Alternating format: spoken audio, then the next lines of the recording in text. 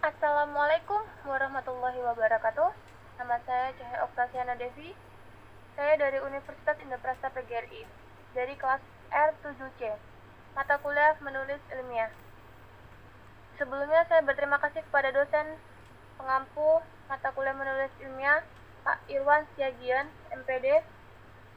Untuk kali ini saya akan menjelaskan tentang makalah ciri pokok, isi, dan sistematika. Sekarang kita akan masuk ke dalam inti pembahasan. Pengertian makalah. Pengertian makalah itu sendiri merupakan salah satu jenis karya tulis yang bersifat ilmiah, dengan pembahasan permasalahan tertentu berdasarkan hasil dari kajian teori ataupun kajian lapangan. Umumnya, pembuatan makalah bertujuan untuk memenuhi tugas tertentu, seperti tugas akademik maupun tugas non-akademik. Pengertian makalah menurut Kamus Besar Bahasa Indonesia. Dalam hal ini, makalah dibagi menjadi dua pengertian, yaitu sebagai berikut.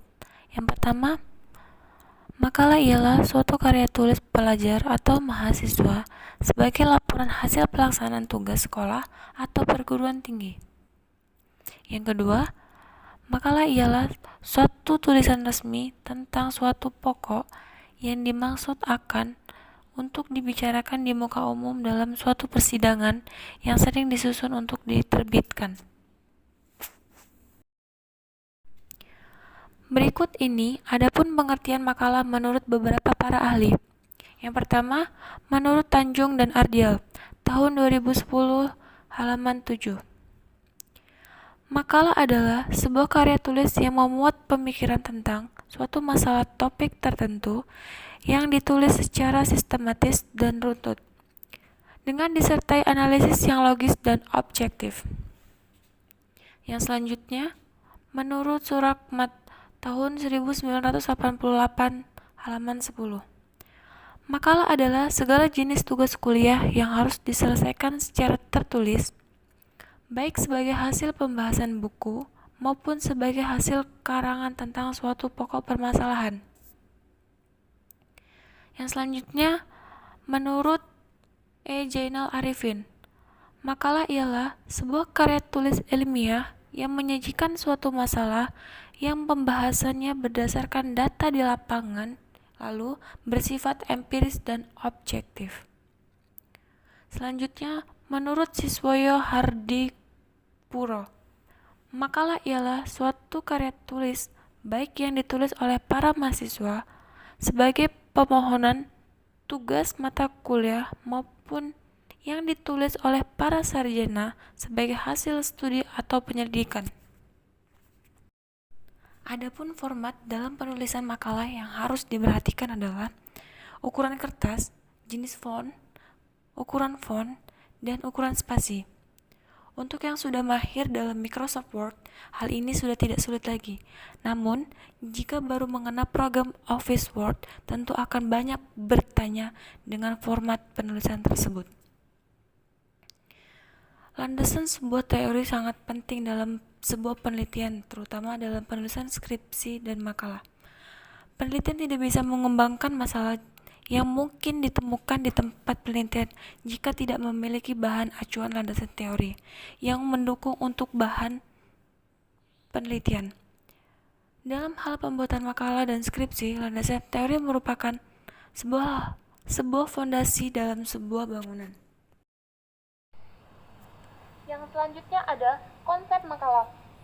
Makalah dipakai untuk sebuah karya tulis laporan penelitian yang secara sederhana, dan dalam pembuatan makalah tersebut harus memiliki konsep atau karakteristik pengangkatan topik pembahasan makalah dengan melibatkan suatu kajian pustaka dan laporan pelaksanaan kegiatan penelitian di lapangan.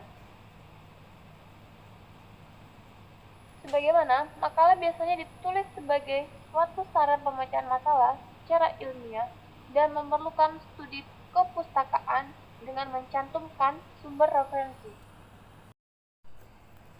Yang selanjutnya, ada 5 ciri pokok dalam sebuah makalah. Yang pertama, harus secara logis, yang artinya semua keterangan, uraian, pandangan, dan pendapat yang dapat dikaji.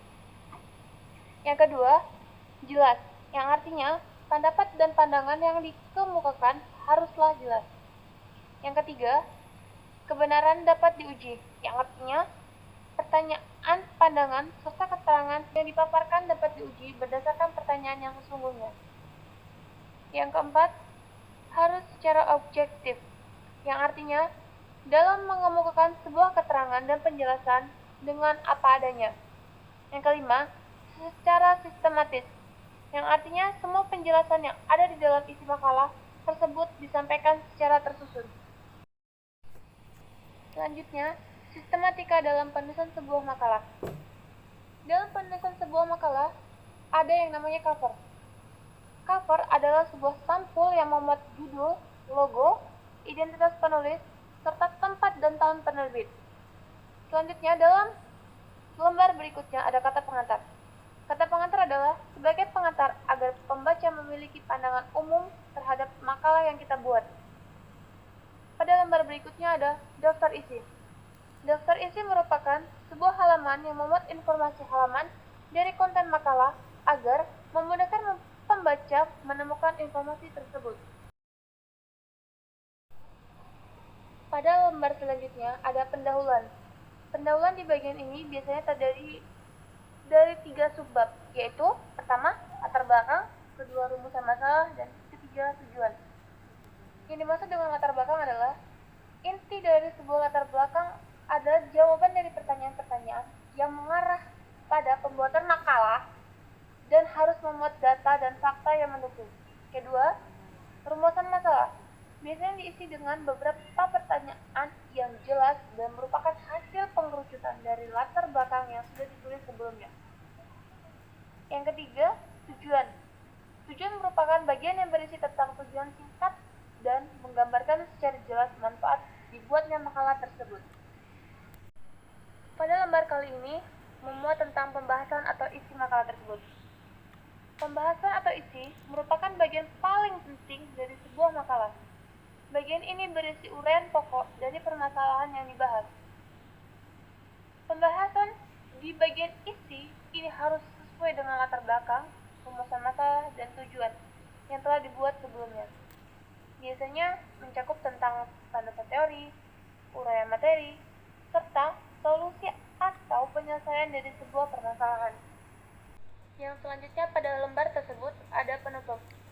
Penutup merupakan salah satu metode penulisan yang berisi kesimpulan dan saran, sehingga dapat menganalisis dan mengoptimalkan sistem yang berdasarkan pada bab yang sebelumnya.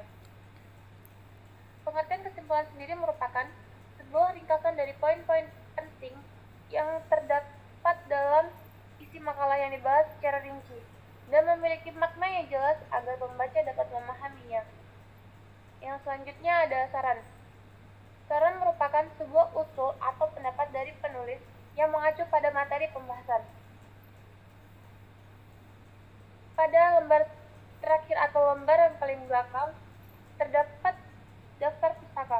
Daftar pustaka merupakan berisi tentang buku, artikel, dan bahan acuan lainnya yang dikutip atau digunakan sebagai sumber informasi dalam penulisan makalah. Hal-hal yang diinformasikan dalam penulisan makalah meliputi nama pengarang, tahun penerbit, judul, dan subjudul jika ada, tempat penerbit, dan nama penerbit. Terima kasih telah menyaksikan video tersebut. Semoga materi yang saya sampaikan dapat bermanfaat bagi kalian semua. Dan saya akhiri, wassalamualaikum warahmatullahi wabarakatuh. Berikut ini terdapat beberapa fungsi makalah sebagai berikut. Yang pertama ada untuk melatih penulis agar mampu menyusun karya ilmiah secara benar dan cermat.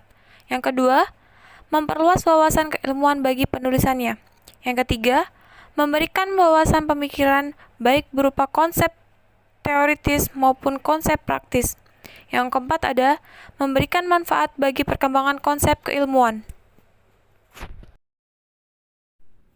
Semoga apa yang telah saya sampaikan bermanfaat bagi kita semua. Mohon maaf jika ada kesalahan. Terima kasih. Kumpulkan tugas yang telah diberikan dosen kepada kalian sesuai dengan jadwal yang dosen berikan untukmu.